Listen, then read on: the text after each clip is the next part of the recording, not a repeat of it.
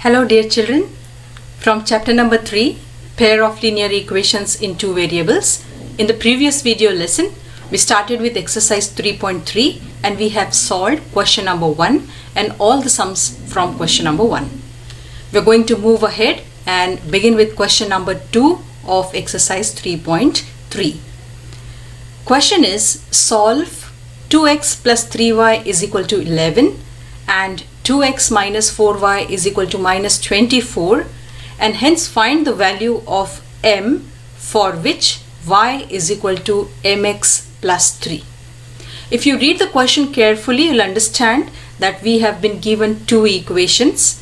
We'll have to first find value of x and y, and that value we have to substitute in the given equation, that is y is equal to mx plus 3, and then we can find the value of m. So let's start solving the sum. This is what we will consider as equation number 1, that is 2x plus 3y is equal to 11 and 2x minus 4y is equal to minus 24. We will write this as equation 2.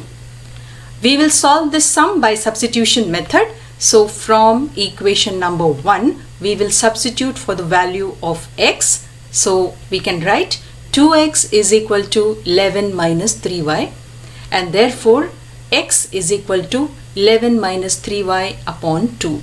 So we got the value of x from equation 1. Now we will substitute this value in equation 2. Okay, so substituting the value of x in equation 2, let's first see which is our equation 2. This is what is equation 2. 2x minus 4y is equal to minus 24.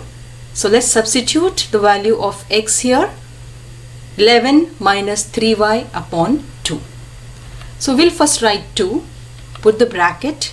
In the bracket we will write 11 minus 3y upon 2 minus 4y is equal to minus 24 as it is. Now if you just look at this equation carefully, we can cancel this 2. So what are we left with? We are left with 11 minus 3y minus 4y is equal to minus 24. Now here minus 3y minus 4y we will add, that is equal to minus 7y. So now our equation will be 11 minus 7y is equal to minus 24. Let's shift this 11 to right side. So we get minus 7y is equal to minus 24 minus 11. So that will give you minus 7y is equal to minus 35, and therefore we'll get the value of y as 7 5s are 35. So y is equal to 5 is the value of y here. Alright, now we want the value of x. So this value of y we will substitute in any of the equations above. That means you can substitute this either in equation 1 or in equation 2. So let's do it. Putting the value of y in equation 1. But what is our equation 1? It's 2x plus 3y is equal to 11. We got the value of y as 5. So let's do it. 2x plus 3 into 5 is equal to 11. So 2x is equal to 11 minus 15. So we get 2x is equal to minus 4, and therefore x is equal to minus 2. So we have got the value of x as well as value of y. But what we have to find out? We have to find value of m from the equation y is equal to mx plus 3. So let's substitute the values. So we get 5 is equal to m into minus 2 plus 3. So 5 is equal to minus 2m plus 3. Therefore we get minus 2m is equal to 5 minus 3 is 2, and therefore the value of m is minus 1. So this is how you have to solve the sum. Whatever sum is given to you, if you read it carefully, each and every sum is very simple, children. I always believe that this linear equations in two variable is a scoring chapter. So if you prepare it thoroughly, it's very easy to score marks, and it has got pretty well weightage. So I hope you all are solving along with me in your book. Okay, moving to the next sum. Now this is question number 3 and from the same exercise 3.3. These are all word problems. So since it is linear equations in 2 variables, we'll have to read the sum and then put the statements in the form of the equations and then solve it.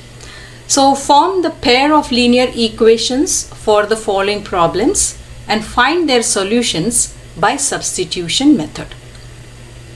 First sum is the difference between two numbers is 26 and one number is 3 times the other. Find both the numbers.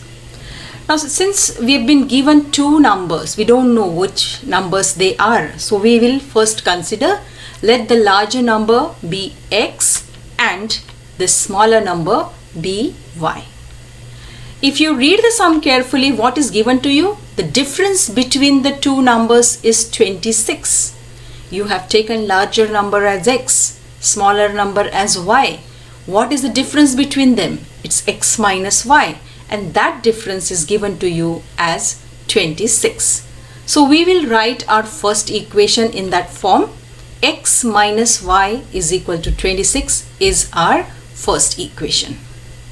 The next line is one number is 3 times the other. So how will you put this in the form of an equation? So for that, our number is x, greater number is x, and it is 3 times the other number. So x is equal to 3y is our equation 2. Now in linear pair, when you have to solve the value of x and y, we need 2 equations and now we have it. Now we'll have to solve the sum. Since we have to solve it by substitution method, we will put x is equal to 3y in equation 1. So let's do it. Our equation 1 is x minus y is equal to 26. Now by substituting the value of x here, we are substituting x is equal to 3y. So we get 3y minus x is equal to 26. That will give you 2y is equal to 26 and that will give us y is equal to 13. So we got the value of y. Now we'll put this value of y in equation 2. Our equation 2 is x is equal to 3y. So we get x is equal to 3 into 13 and 3 into 13 is 39. So x is equal to 39. So we have got both the values. The value of x is 39 and that of y is 13, and this is the solution of the given equation. So we can say our first larger number which we have taken as x is 39 and the smaller number is 13, and this is what is our answer. Okay, this was the most easy and simple sum. So probably they may ask this sum either for 2 marks or for 3 marks. And such simple sums are always there in the exam. So you need to attempt it. Okay, moving to the next sum now. This is the second sum.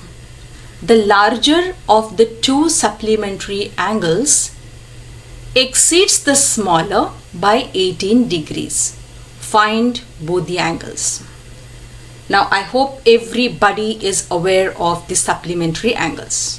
You know that the sum of the supplementary angles is 180. What we are given, the larger of the two supplementary angles. If you see here, the green part is the larger angle and the red part is the smaller angle. So what we'll do, we'll consider the larger angle as x and the smaller as y. So we'll write like this. Okay. Now according to the condition, the larger of the two supplementary angles exceeds the smaller by 18. In simple language, it is given that the greater angle is more than the smaller angle by 18. So I can just write it like this. X is equal to, x is the larger angle, that is equal to, your smaller angle, that is y, and plus 18. Either I can write like this or I can just put it in this manner, x minus y is equal to 18. and this we'll consider as equation 1. But for solving the linear equation in two variables, we need two equations. So what can be our second condition? Our second condition is x plus y is equal to 180, because the angles are supplementary angles and the sum of supplementary angles is equal to 180, and this we will consider our equation 2. Now you've got both the equations. Now it's easy to solve. So from equation 1, that is x minus y is equal to 18, we can substitute the value of x, which is 18 plus x. This value we will substitute in equation 2. So x plus y is equal to 180 is our equation 2, and we are substituting the value of x as 18 plus y. So our equation becomes 18 plus y is equal to 180. Open the bracket and solve it. So we'll get 18 plus y is equal to 180, and this y plus y is equal to 2y. So we'll get 18 plus 2y is equal to 180. So 2y is equal to 180 minus 18, and 180 minus 18 is 162. 2y is equal to 162, and so y is equal to 81. So between x and y, we have taken our smaller angle as 81. So the value of y is 81. Now you have to find value of x. So that is very easy. We'll put this value of value of y in equation 1. Equation 1 is x minus y is equal to 18. So we'll write it like x minus 81 is equal to 18. So x is equal to 18 plus 81. And so x is equal to 99 is the greater of the supplementary angles. So our answer is the larger angle is 99 and the smaller angle is 81. Clear? Okay. So moving to the next sum. This is another very good interesting sum. Just have a look at this. A taxi charges in the city consists of a fixed charge together with the charge for the distance covered. For a distance of 10 km, the charge paid is rupees 105, and for a journey of 15 km, the charge paid is rupees 155. What are the fixed charges and the charges per kilometer? How much does a person have to pay for traveling a distance of 25 km? Now you need to understand the sum, children. See, you can relate it with your day-to-day life. When you take an auto and you have to go very, less distance. So even if you have to go very less distance, the minimum charge of rupees 18 you have to give. Alright, so suppose say from Rutu Estate to our school, if you have to travel, then also the charge is 18. So the minimum charge is a fixed charge. That is for the first kilometer charge. That's rupees 18. So you travel either 1 kilometer or less than 1 kilometer, you have to pay 18. That's the fixed charge. And after that particular distance of 1 kilometer, if you travel, then the charges changes. So in our sum, what will we consider? We'll consider the fixed charge as x, alright, and the charge per kilometer after that fixed distance, whatever per kilometer charge is there, that we consider as y. Alright, so what are we given? For a distance of 10 km, the charge paid is rupees 105. So the fixed charge plus after that certain 10 km distance, and the total charge comes to 105. So how will we write? The fixed charge plus 10 into charge per kilometer is equal to rupees 105. because we are given that the distance is 10 kilometer. So we have written as 10, and after that the charge per kilometer, that we don't know. So that per kilometer charge we will consider as y. So considering this, how will we frame our equation? We have taken our fixed charge as x plus 10 into what is the charge per kilometer? It's y is equal to 105, and this is our equation 1.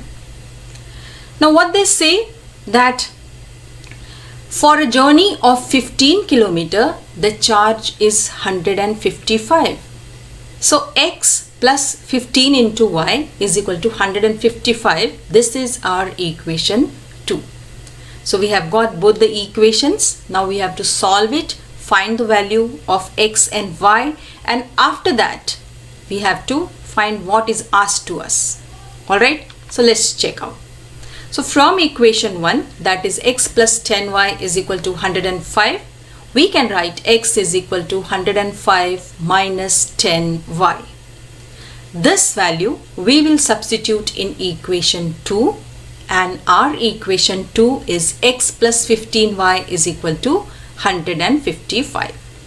Let's start substituting the values of x here.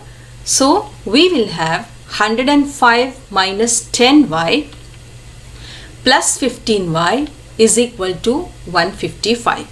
Let's open the bracket and solve the equation. So we get 105 minus 10y plus 15y is equal to 155. This minus 10y plus 15y is 5y. So we'll write it like 5y is equal to, we are shifting 105 to right side, so it will be 50, and that will give us the value of y. So we have calculated the value of y. Now we'll find out what is the value of x. Let's solve it. Putting this value of y in equation 1, our equation 1 is x plus 10y is equal to 105. We'll put the value of y as 10 here. So it will give us x plus 10 into 10 is equal to 105. So x plus 100 is equal to 105. So x is equal to 5, and so we have got the value of x here. Alright, so what have we considered? We have considered the fixed charge as x, and that we got as 5. And the charge per kilometer is y, and that we have calculated as rupees 10. But the sum doesn't end here, because what we have to find out?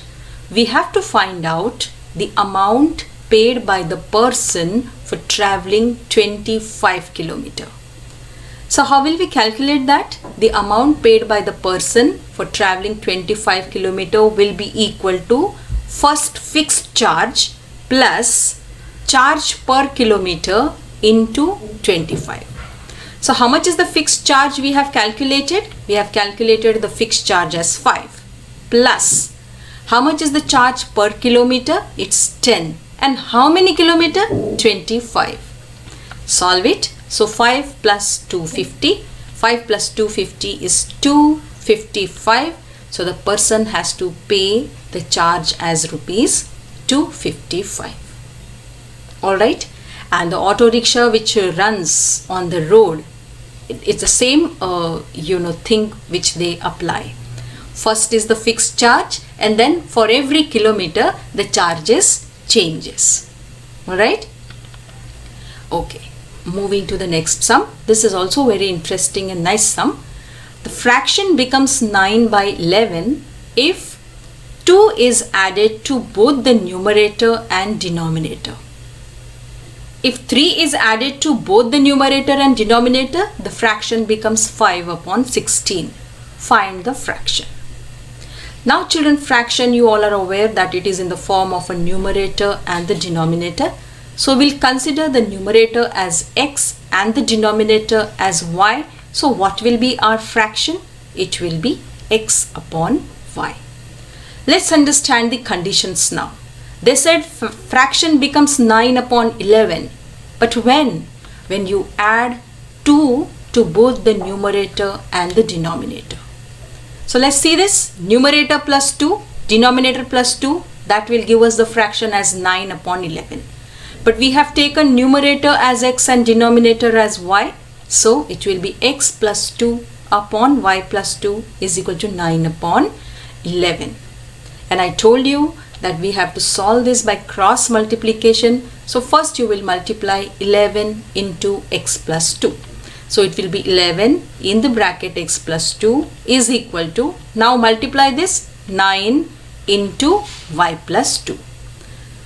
Now multiply this x 11 with the bracket and 9 with the bracket. So you get 11x plus 22 is equal to 9y plus 18. Now shift the terms properly so that you will get the equation. So we get 11x minus 9y plus 22 minus 18 is equal to 0. But what is plus 22 minus 18? It is plus 4. So 11x minus 9y plus 4 is equal to 0. This is what is our first equation.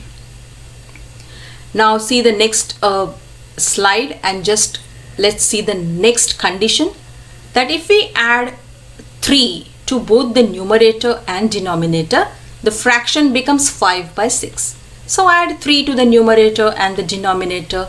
So x plus 3 upon y plus 3 is equal to 5 upon 6. Again we will cross multiply, and what do we get? 6 into x plus 3 is equal to 5 into y plus 3.